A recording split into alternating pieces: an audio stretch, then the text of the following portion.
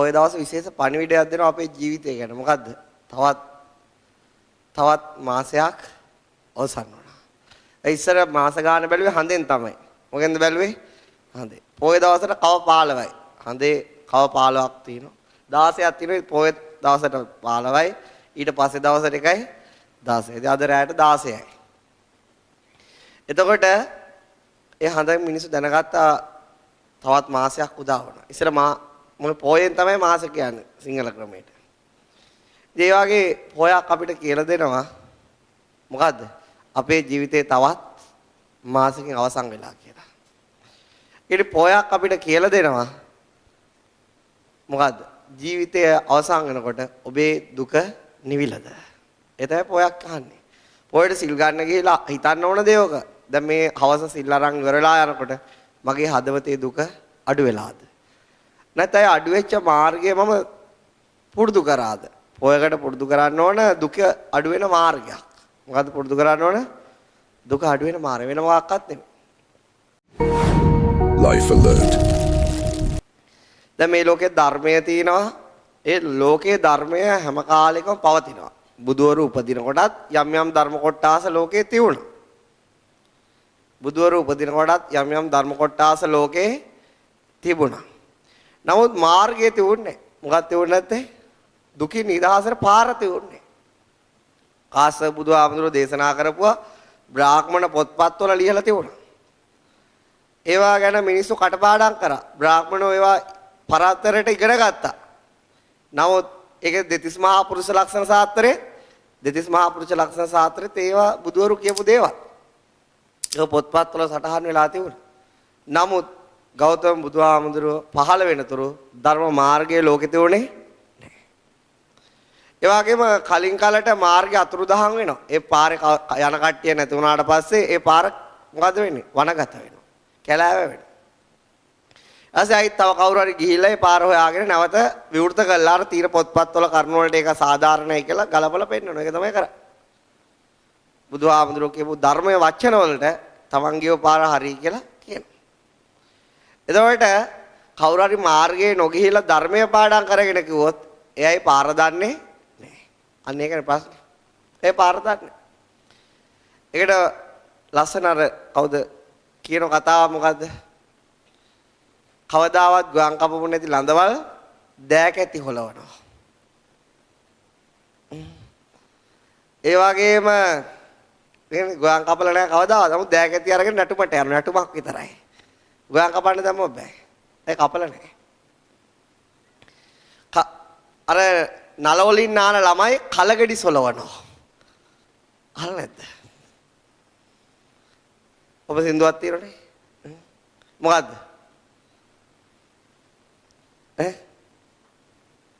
ගුවන් කපන්නට දෑකැති සොලවති කුඹුරක් නොගැටුණු කියලා තියෙනදනේ අහලා තියෙනවා. එතකොට ඒ වගේ නල වලින් නාන්නේ හැබැයි කලගෙඩි හොලවන්නේ. කවදාවත් කලේ උකුලේ තියලා ගිහිල්ලා පුරුද්දා නෑ. පුරුද්දක් තියෙනනේ පාරේ ගිහිල්ලා. ඒ වගේම ධර්ම මාර්ගයේ ගිහිපුණේදී බින්කුණ්ඩ බොරු කියනවා. පොත්වල තියෙනවා කියන මාර්ගයේ නොගිහිපු මාර්ගයේ නොදෙදපු අය බොරු කියනවා. එක එක දේවල් කියනවා. ඇයි එහෙම කියන්නේ? අර දරගේ තමයි. නටන්න පුළුවන් හැබැයි ගුවන් කපන්න බෑ. කලේ අල්ල ගන්න පුළුවන් හැබැයි කලේ අල්ලන විදිය දන්නේ නැහැ. ඒ නල වලින් නාලා තින්නේ. මාර්ගය වගේ කියන්න පුළුවන් හැබැයි මාර්ගේ ගිහිල්ලා නැහැ. දන්නේ. එයා හරි භයානක දෙයක්. ලෝකේ ඕන දෙයක් නොදැන කිව්වට කමන්නේ. ධර්ම මාර්ගය නොදැන කීම භයානකයි. මොකද බොහෝ අය අතරමං වෙනවා. ඒක සෑම මිනිස්සෙම දුක් විඳිනවා.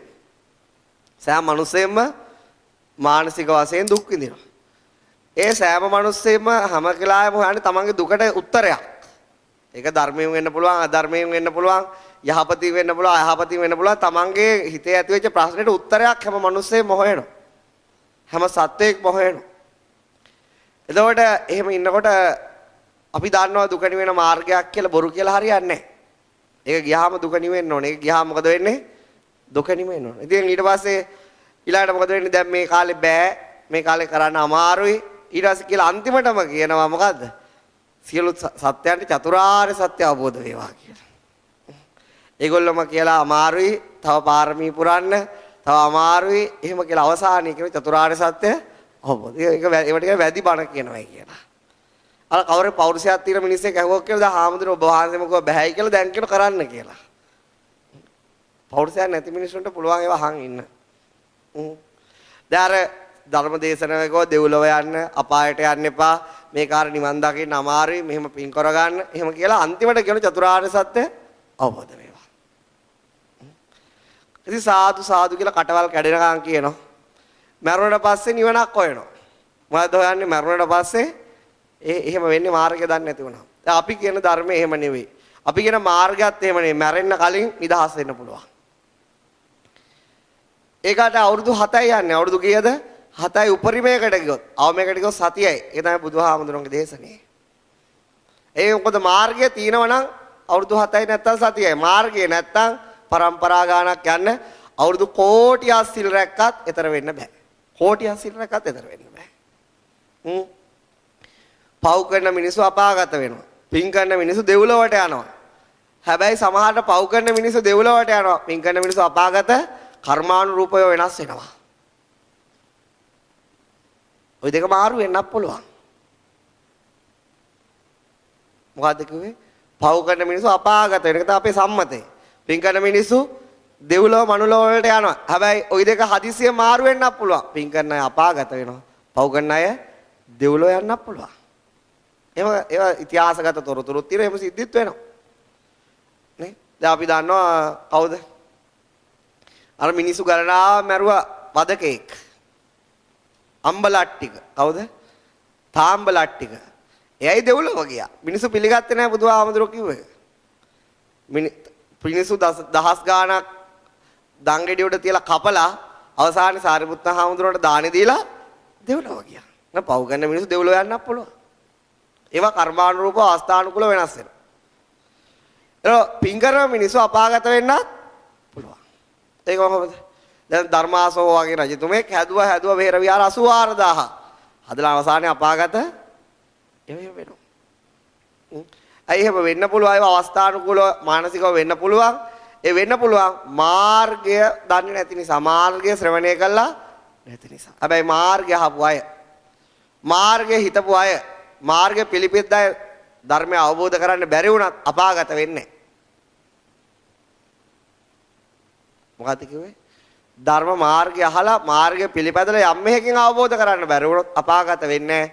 මොකද ධර්ම මාර්ගය පුරුදු කිරීම තරම් කුසල් සිත් තවත් විෂ ධාතුවේ නේ. ඒවට ඒ සිත් තියෙද්දි බෑ මේ හිත යවන්න. අපාගත කරන්න බෑ. එතරම් ප්‍රබල දෙයක් තමයි ධර්ම මාර්ගය. මාර්ගය යන්නේ නිවනට. මොකටද යන්නේ? නිවනට. වෙන මොකටද? හදිස්සියේ මිස් වුණොත් දෙව්ලොව මනුලොව තමයි. අර එක්තරා හාමුදුරුවෝ නමක් දිවි දෙවෙනුවට ධර්ම මාර්ගය වැඩුවා. ඒ හාමුදුරුවෝ අපවත් වුණා අවබෝධ නොකර. එයාගේ ඇස් අරිනකොට දෙවාංගනා ලස්ස ගාණක් පිරීලා. එයාට හරි ගියේ නැහැ. විමානෙත් අරගෙන ආව කාගාවට බුදුහාමුදුරුවෝ. බුදුහාමුදුරුවෝ පිවිසාචියෝ ටිකක් කෑ ගහනවා හතර වටේට. මට එපා වෙලා තියෙන්නේ.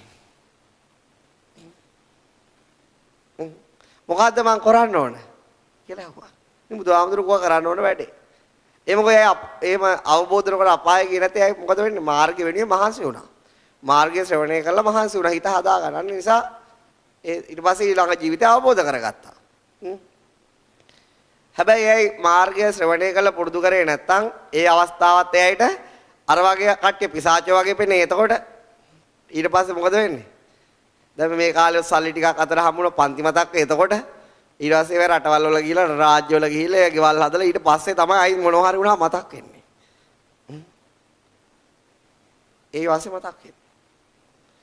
ඒව තියෙනකොට ඒව එතකොට අර වගේ දිව්‍ය ලෝකයක් එකපාරට හැදුනොත් මොකෝ වෙන්නේ? කල්ප ගානට මතක් වෙන්නේ. පුරුදු කරපු නැති කෙනෙක්ට. පුරුදු කරපු කෙනෙක්ට එහෙම නේ. පුරුදු කරපු කෙනෙක්ට ඕනේ පාරේ ආරම්භයට යන්න හෝ අවසානයට යන්න. නිවනටපත් වෙන්න හෝ ඒ නිවන තුල ඒකාත්මික වෙන්න. ඒ තමයි ඕන. ඒ නිසා ඒකට පුරුදු කරන්න ඕන මාර්ගය. මොකද්ද පුරුදු කරන්න ඕන? මාර්ගය. මාර්ගය පුරුදු කරන්න ගොඩාක් දැනුමක් ඕනේ නැහැ. මාර්ගය පුරුදු කරන්න ගොඩාක් දේවල් ඕනේ ඕන මොකද්ද? තමන්ගේ චින්තනය වෙනස් කරගන්න. මොකද්ද ඕන? තමන්ගේ චින්තනය වෙනස් කර. ඒකට පාඩම් බුද්ධිය වදාළ නැහැ. ඒකට ඕන ප්‍රඥාවක්. ඒ ප්‍රඥාවෙන් හිත අනිත් පැත්ත ගහ ගන්න ඕන.